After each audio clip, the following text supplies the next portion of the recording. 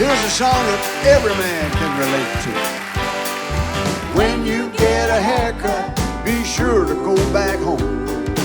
When you get a haircut, get a barber you have known since you were a little bitty boy sitting in a booster chair. You might look like Larry Moe or Curly if a stranger cuts your hair. Now, Butte, Montana, just passing through. One thing I just had to do, had to get a haircut. And I was worried for my hair.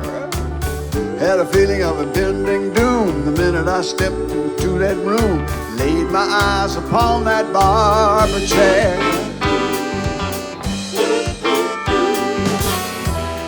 Well, it was a macho barbershop. Hair dryers mounted on a rifle rack. Wasn't any mirrors. The barber chair was a Peterbilt.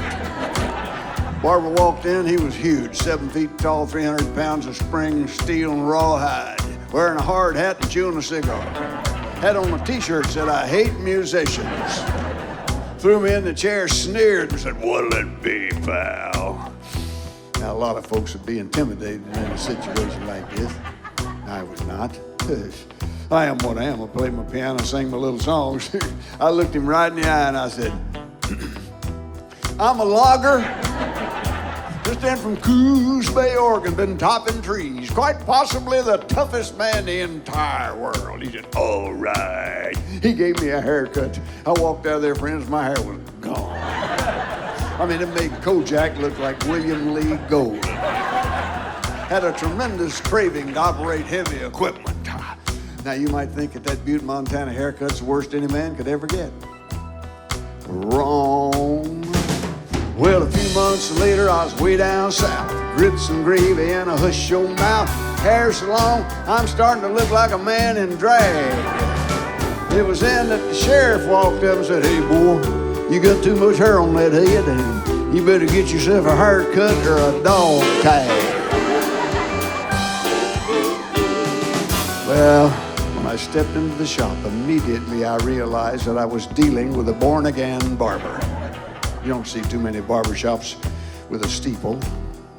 Had an organ in the corner, a choir. Usher led me to the barber chair.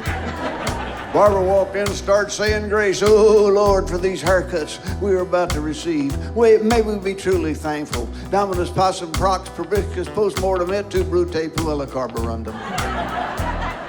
He was sort of half Baptist, half Catholic. Maybe he was a Catholist. Anyway, he started cutting my hair and preaching at the same time. I mean, he's a wild man. Scissors and razors are flying around my head. He's talking about the evils of dancing, drinking, liquor, and sex, wild women, and music, and the music business. Then he looked down at me and said, "What do you do for a living?" Now, I'm not ashamed of what I do for a living. Work in bars and casinos and around liquor and wild women.